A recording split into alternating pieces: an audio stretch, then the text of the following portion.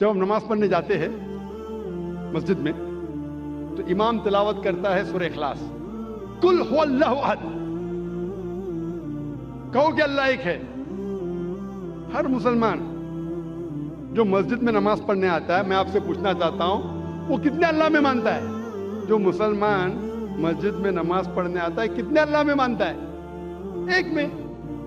ایک بھی مسلمان نے جو دو اللہ میں مانتا ہے، تو یہ قاری صاحب کس کو بول رہے ہیں؟ اللہ کیا کہہ رہا ہے ہم سے؟ اللہ کہہ رہا ہے کل، کہو، کل ہو اللہ احد، کہو کہ اللہ ایک ہے۔ کن سے؟ مسلمانوں سے نہیں، وہ لوگوں سے جو لوگ ایک اللہ میں نہیں مانتے۔ ہم نماز تو پڑھتے ہیں سورہ اخلاص، ماشاءاللہ قرآن کا 1/3 حصہ، باہر نکلتے کتنے لوگ غیر مسلمان سے کہتے ہیں کہ اللہ ایک ہے۔ اتنا بڑا مجمع ہے، کروڑوں لوگ اس تقریر کو لائیو دیکھ رہے ہیں۔ میں پوچھنا چاہتا ہوں کہ اپنی زندگی میں آپ نے کتنی بار سورہ اخلاص کی تلاوت کی ہوں گی؟ کتنے بار؟ کتنے بار؟ کتنے بار؟ کتنے بار؟ ہاں بے شمار۔ کوئی بولیں گا ہزاروں بار۔ 1000 بار تو کی ہویں گی نا، اگر نمازی ہے تو آپ۔ اگر نمازی ہے، نمازی نہیں تو الگ بات ہے۔ اگر نمازی ہے تو ہزاروں بار تو تلاوت کی ہویں گی۔ اگر آپ 40 سال کے 50 سال کے ہیں تو ہزاروں بار تو کی ہویں گی۔ میں پوچھنا چاہتا ہوں آپ نے کتنے غیر مسلمانوں سے کہا کہ اللہ ایک ہے؟ 1000 100 50 سے تو کہا، 10 سے تو کہا کہ آج تک کے تو شاید اللہ تعالیٰ آپ کو معاف کرے گا کیونکہ آپ نے توجہ نہیں دی ہوگی۔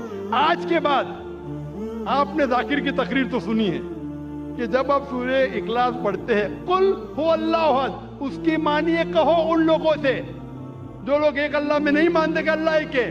آج کے بعد اگر آپ نے سورہ اخلاص کی تلاوت کی اور باہر جا کے اس کے اوپر عمل نہیں کیا تو شاید اللہ تعالیٰ آپ کو نہیں چھوڑے گا، کیونکہ آج آپ جانتے ہیں کہ صرف قرآن کی آیت پڑھنا ضروری نہیں ہے، اس کے اوپر عمل کرنا بھی ضروری ہے۔ تو میرے تقریر سننے کے فائدے بھی ہوتے، نقصان بھی ہوتے۔ اگر عمل کریں گے تو فائدہ ہوئے گا، نقصان کریں گے تو وہ لوگ بولتے ہیں نا کہ کچا لائسنس اور پکا لائسنس۔ کچا لائسنس ہے تو آپ کو دنڈ آدھا پڑتا ہے، پکا لائسنس سے ڈبل پڑتا ہے۔ ابھی آپ جانتے ہیں کہ سورہ اخلاص کی معنی کیا پہلے بھی جانتے ہوئیں گے، لیکن عمل نہیں کرتے ہوئیں گے۔ تو ابھی اگر آپ نماز میں اگر امام کہتا ہے قل هو اللہ احد، اس کا مطلب آپ سے کہہ رہا ہے کہ کہو وہ لوگوں سے جو ایک اللہ میں نہیں مانتے کہ اللہ ایک ہے۔ کتنے لوگ اس کے اوپر عمل کرتے ہیں؟ کتنے لوگ؟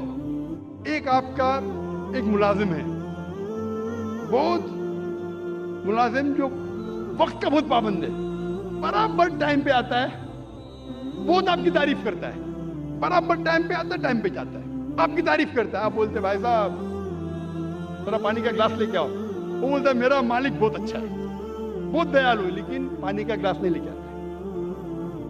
بہت تعریف کے پل باندھ رہا ہے، ہاتھ جوڑ کے آپ کے سامنے کھڑا ہے۔ آپ بولیں گے یہ خط میرے دوست کو پہنچاؤ، میرا مالک بہت اچھا ہے، میرا مالک بہت مہان ہے، تعریف کر رہا ہے، ہاتھ باندھ کے سر جھکائے کھڑا ہے، آپ کا کہنا نہیں مانتا ہے۔ آپ کیا کریں گے؟ اس کی سیلری بڑھائیں گے؟ آپ اس کو بونس دیں گے؟ کیا کریں گے؟ کیا کریں گے؟ اسی طریقے سے افسوس کی بات ہے، اکثر ہم کہتے ہیں کہ اللہ سے محبت کرتے ہیں، کہتے ہیں تعریف کرتے، اللہ اکبر، تعریف تو بہت کرتے ہیں، لیکن کیا اللہ کا کہنا مانتے ہیں؟ عبادت کا مطلب بندگی، اللہ جو حکم دے رہا ہے ہمیں اس کے اوپر عمل کرنے کو کہتے ہیں بندگی۔ وہ تو اللہ کے رسول کی حدیث ہے، اسی لیے ہم مسلمان بچ گئے۔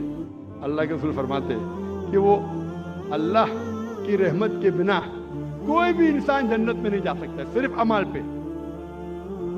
اگر ہمارے اعمال کے ذریعے ہم صرف جنت میں جائیں گے تو ایک بھی انسان دنیا میں جنت میں نہیں جائے گا۔ ایک صحابہ اللہ کے رسول سے پوچھتے یا اللہ کے رسول کیا آپ بھی؟ تو وہ کہتے ہاں میں بھی. جب اللہ کے رسول جو سب سے بہترین انسان ہے, سب سے بہترین مثال ہے ہمارے لیے, وہ اللہ کے رحمت کے بنا جب نہیں جا سکیں تو ہم کیا ہے؟ اسی لیے اللہ کی رحمت ہے, وہ رحمان اور رحیم, اس لیے ہم بچ گئے. تو صرف لپ سروس سے کام نہیں چلے گا. میں ایک مثال دیتا ہوں. آپ بیمار ہوتے ہیں تو کس کے پاس جاتے ہیں آپ؟ ڈاکٹر کے پاس. آسان سوال, آسان جواب, اس کے لیے کوئی ریوارڈ نہیں. آپ جاتے ڈاکٹر کے پاس, ڈاکٹر آپ کو پرسکرپشن دیتا ہے 3 بار دوا لو. صبح کو بریکفاسٹ کے بعد, ناشتے کے بعد دوا لو, دوپہر کو لنچ کے بعد دوا لو, اور رات کو ڈنر کے بعد دوا لو. آپ گھر پہ واپس آتے, صبح کو ناشتے کے بعد پرسکرپشن پڑھتے, مجھے دوا لینا ہے ناشتے کے بعد, اور بند کر لیتے. دوپہر کو پھر سے کھولتے کہ مجھے دوا لینا ہے لنچ کے بعد, پھر سے بند کر لیتے. پھر ڈنر کو پھر سے کھولتے, پھر سے پڑھتے, لیکن دوا نہیں لیتے.